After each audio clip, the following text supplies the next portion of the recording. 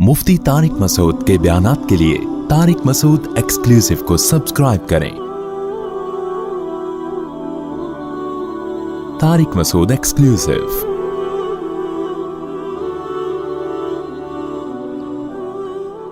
कहते हैं कि अरबी का एहतमाम करो, हमें अरबी की कदर कीजिए। क्या करूं मैं, समझ में नहीं आई। पूछा है या रिपोर्ट पेश की है? हमारी नज़र में कदर कैसे आएगी अरबी की? तो मदरसे में चले गए आप अरबी सीखने के लिए, बस कदर आ गई, आप काम को फोकस करो, ये नहीं सोचते रहो कि कैसे आएगी। आपको जो कानून बनाए कि अरबी में बात करें तो उसको फॉलो करें। अरबी इंग्लिश के बाद बहुत बड़ी ज़बान है, छोटी ज़बान नहीं है। यानी इंग्लिश के बाद का मतलब ये है कि वैसे बड़ी ज़बान तो इंग्लिश नहीं है, और भी ज़बानें हैं जो इंग्लिश से भी बड़ी हैं, लेकिन कुछ ज़बानें ऐसी होती हैं जो फैली हुई होती हैं दुनिया में, ऐसा काम करती हैं कि दुनिया को जोड़ने का काम करती हैं। उनमें सबसे पहले इंग्लिश है, उसके बाद अरबी है और उर्दू भी है। आपको हिंदी उर्दू एक ही चीज़ है, पूरी दुनिया में नज़र आएगी, लेकिन उर्दू दानों ने उर्दू के साथ बहुत नाइंसाफ़ी की है। मैं यूरोप गया हूँ, छोटी छोटी ज़बानें हैं, थोड़े थोड़े लोग हैं मुल्कों के, अपनी ज़बानों में तालीम, अपनी ज़बानों में सब कुछ, लेकिन हमारी इतनी बड़ी ज़बान है, उर्दू हिंदी मिला के देखा जाए इतनी बड़ी ज़बान है और फैली हुई भी है। यानी आबादी के लिहाज से भी इंडिया पाकिस्तान की आप आबादी देख लो, चाइना से ज़्यादा है दोनों मुल्कों की मिला के। और बांग्लादेश में भी बहुत ज़्यादा उर्दू समझी, बहुत इलाकों में समझी जाती है उर्दू। कितना बड़ा उसका हजम है, लेकिन आप देखो उसके साथ कैसा सोतेलापन है, कैसा बिल्कुल ही आहिस्ता आहिस्ता फना किया जा रहा है उसको। तो बहुत गुलाम कौम गुलामी होती है। जो गुलाम होती है ना, वो कभी भी गुलामाना सोच से बाहर नहीं निकल सकती। यूरोप में इतनी इतनी सी ज़बानें, इतनी इतनी से लोग हैं, लेकिन इधर की ज़बान उधर नहीं, उधर की इधर नहीं। उनके साइंटिस्ट भी उन्हीं ज़बानों में पैदा होते हैं। हमारे तो इतनी, हमारा कराची एक पूरी दुनिया है भाई, कि पंजाब में कितनी आबादी, KPK, और फिर बलूचिस्तान, और फिर इंडिया, दिल्ली, यूपी, ये सारा उर्दू समझता है। हिंदी उर्दू एक ही चीज़ है। पहले तो ये दिमाग से फजूल चीज़ निकालें कि हिंदी अलग ज़बान है, उर्दू अलग ज़बान है। ये सियासतदानों ने फ़र्क किया है, क्योंकि हिंदू समझते हैं कि उर्दू मुसलमानों की ज़बान है, हमने उर्दू को प्रमोट किया तो ये मुसलमानों की इज़्ज़त हो जाएगी। और मुसलमान समझते हैं कि हिंदी चूँकि हिंदुओं की ज़बान है तो हमने हिंदी को प्रमोट नहीं करना। ये दोनों ही बेवकूफ़ हैं एक नंबर के, समझ रहे हो? हालांकि हिंदी भी उर्दू है, उर्दू भी क्या है, हिंदी है। 2, 4, 8, 10 अल्फाज दाएं बाएं लाके ना, असल में ज़बान का पता चलता है ग्रामर से। तो ग्रामर तो सेम है, ग्रामर क्या है, सेम है दोनों ज़बानों की। तो ग्रामर से पता चलता है कि एक ज़बान है कि अलग अलग ज़बान है। ग्रामर है, ये क्या है, हिंदी में भी क्या है, ये क्या है, ये उर्दू में भी यही है, ये क्या है।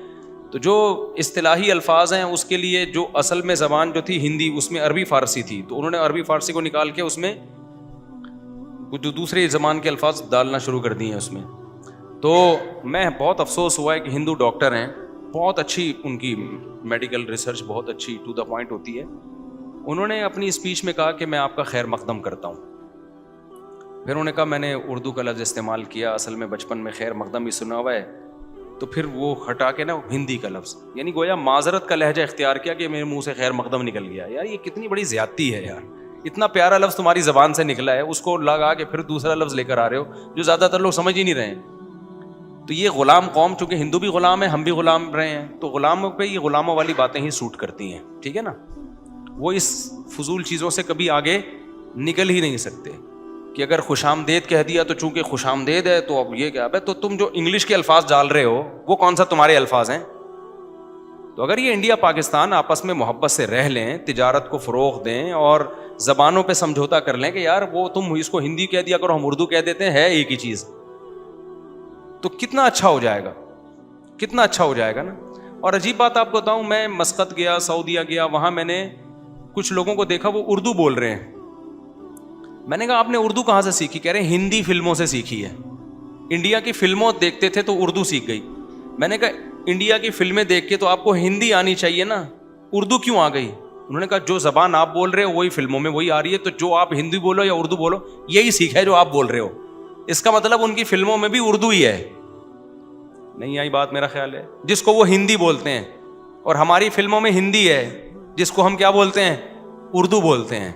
تو ڈرامے بازی چھوڑ دینی چاہیے. یہ مسئلے مودی کے اور ہمارے سیاست دانوں کے ہیں. سیاست دانوں کی بھینٹ اپنے آپ کو مت چڑھاؤ. آپ کبھی انڈیا پاکستان کی دشمنی کی باتیں نہ کیا کرو, اس سے دونوں کا بیڑا غرق ہو رہا ہے.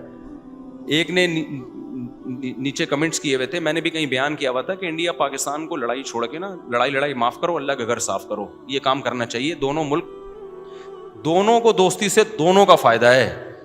اتنی ترقی کر جائیں گے نا دونوں, اگر دونوں میں صلح ہو جائے. کہ آپ کی سوچ ہے, بین الاقوامی طاقتیں نہیں صلح ہونے دیتی. پیچھے انڈیا کے اسرائیل کھڑا ہے, وہ کبھی بھی نہیں پاکستان سے دوستی لگانے دے گا. پھر یہاں کی اپنی سیاستیں چل رہی ہوتی ہیں. لیکن اگر دونوں ملک دوستی کا ہاتھ بڑھا لیں, تجارت کو فروغ دیں, بولیں بھائی تمہاری زبان ہندی ہے تو وہ بھی اردو ہی ہے. انڈیا میں اس کو ہندی کہا جاتا ہے اور یہاں کیا کہا جاتا ہے, اردو کہا جاتا ہے. تو ایک ہی چیز ہے یار, سمجھوتا کر لو. تم اردو کہہ دو, ہندی کہہ دو, لیکن دونوں مل کے زبان کو فروغ دیں گے تو ہماری بڑا فائدہ ہوگا ہمیں اس سے. تو اگر یہ سمجھوتا کر لے کتنا اچھا ہو جائے گا نا. کہ نہیں ہے مودی صاحب کو ووٹ چاہیے, تو جب تک مسلمانوں کے خلاف تقریریں نہیں ہوں گی, مودی کو ووٹ نہیں ملے. تو کیونکہ پتہ ہے قوم بے وقوف ہے, لڑوانے والی باتوں پہ ووٹ دے گی, وہ محبت کی باتوں پہ قوم ووٹ دیتی نہیں ہے. حالانکہ نقصان ہندوؤں کا بھی ہو رہا ہے. تجارت نہ ہونے سے دونوں کا بیڑا غرق ہو رہا ہے.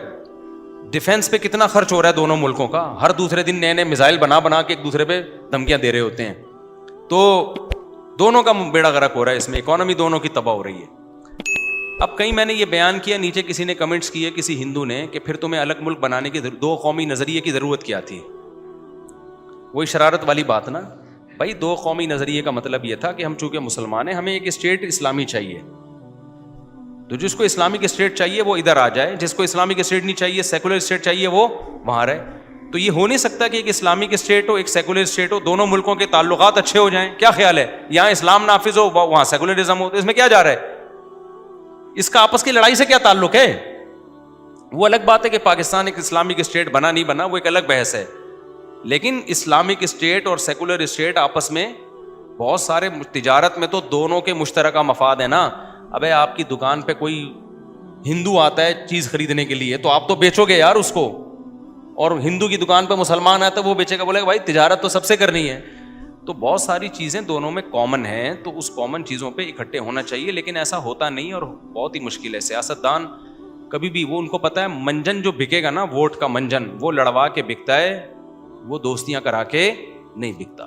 تو لڑوانے سے بکے گا تو وہ اس لیے ایسے ہی چلنے دو. لیکن یہ زبان ہے کہ اس کی حفاظت کرو بھائی. اردو کی, انگلش ضرور سیکھو, بین الاقوامی زبان ہے. عربی تو اور ہمارے مذہب کا حصہ ہے, وہ تو لازمی سیکھنی چاہیے ہمیں. لیکن اپنی زبان کی بھی حفاظت کرو. اردو بھی کوئی معمولی زبان نہیں ہے. بہت دنیا میں عربی, کتنے دبئی میں کتنے لوگ اردو جانتے ہیں, کیونکہ ہر دوسرا بندہ اردو اسپیکنگ ہے اتنی. اور کمال کی بات ہے سعودی عرب میں سائن بورڈ فارسی میں ملیں گے, اردو میں ختم ہو رہے ہیں. حالانکہ فارسی تو اتنی سی ہے یار, اردو کے کہاں مقابلہ کر سکتی ہے. ہمارے حکمرانوں نے اردو کو پروموٹ کرنے کی اتنی سی بھی کوشش نہیں کی ہے کہ سعودی گورنمنٹ سے کہہ دیتے آپ نے جگہ جگہ یہاں سائن بورڈ انگلش میں لگائے, فارسی میں ہے, تو یار اردو کو بھی تو کرو. اردو میں پرانے ہیں, اب نئے نہیں آ رہے زیادہ, کیونکہ حج عمرہ تو سب سے زیادہ اردو اسپیکنگ کرتے ہیں, چاہے انڈیا کے ہوں یا پاکستان کے ہوں. جو قوم سب سے زیادہ حج عمرے کر رہی ہے ان کی زبانوں میں سائن بورڈ نہیں ملیں گے آپ کو. تھوڑی چھوٹی چھوٹی زبانوں کے سائن بورڈ مل جائیں گے. تو ہمارے حکمرانوں نے کیا ہی نہیں ہے, آواز ہی نہیں اٹھائی ہے کہ اپنی قوم کے لیے, اپنی زبان کے لیے کچھ کریں. یہ باہر ملکوں میں جاتے ہیں تو ان کو اردو بولتے ہوئے شرم آ رہی ہوتی ہے. چائنیز کا جو صدر ہے چائنا کا, وہ چنگ پونگ کر رہا ہوگا بیٹھ کے, بے ہوش ہو جائے پورا مجمع. جاپنی آ کے چانگ کینگ شنگ شانگ کر رہا ہوگا. ہمارے والے کو پتہ نہیں کیوں موت آتی ہے یار اردو بولتے ہوئے. بھائی تو بھی اردو بول لے, ٹرانسلیشن کر دے گا, لیکن وہ پھر انگلش میں ٹوٹی پھوٹی بولے گا, لیکن بولے گا کیا؟ دیکھو حضرت مفتی تقی صاحب کو بہترین انگلش آتی ہے, بہترین انگلش. بیان کس میں کرتے ہیں؟ اردو میں. نارمل بات کس میں کرتے ہیں؟ اردو میں. ہمارے ایک دوست تھے, میں نے ان سے کہا یار میں نے گھر میں مرغی پکی, آ جاؤ. انہوں نے کہا یار مرغی نہیں, مجھ سے اب چکن بولا کرو. میں نے کہا جو نئی انگلش سیکھتا ہے نا وہ اسی طرح کر رہا ہوتا ہے. نئی انگلش آئی ہے تو وہ اسی طرح کی باتیں کر رہا ہوتا ہے. ہم نے کہا ہم تو دیسی لوگ ہیں بھائی, مرغی کھاتے ہیں, چکن آپ کھا لینا, ٹھیک ہے نا. حالانکہ مجھے بھی پتا ہے چکن, تو اس میں کوئی حرج نہیں ہے, مرغی کو چکن کہہ دیا یا مرغی کہہ دی. لیکن اگر کوئی مرغی کسی کے منہ سے نکل گیا ہے تو اس کو کہنا ہے کہ چکن بولو, مرغی نہ بولو. یہ غلامانہ سوچ کی کیا ہے؟ میں نہیں کہہ رہا جو چکن کہہ رہے ہیں غلط کہہ رہے ہیں. بعض لوگوں کی زبان پہ چکن آسان لگتا ہے, ان کو مرغی کھانا مشکل لگتا ہے, چکن کھانا آسان لگتا ہے, تو چکن بول دو. لیکن اگر کوئی مرغی بول رہا ہے تو یار اس کا یہ کہنا کہ یار یہ برا لفظ ہے, تو یہ میں نے کہا آپ کو نہیں سیکھتا ہے نا, تو انسان پھر ایسا ہی کر رہا ہوتا ہے. ٹھیک ہے, تو غلامانہ سوچ ہے اتنی زیادہ ہے, تو یہ کیا قوم ترقی کرے گی جس سے اتنی بڑی زبان سے حفاظت نہیں ہو پا رہی, اس کی محبت نہیں ہو پا رہی, اس کی حفاظت کی فکر نہیں ہو پا رہی ہے. تو آدھی زندگی انگلش سیکھنے میں لگ جاتی ہیں, اس کے بعد پڑھے گا کیا وہ بیٹھ کے.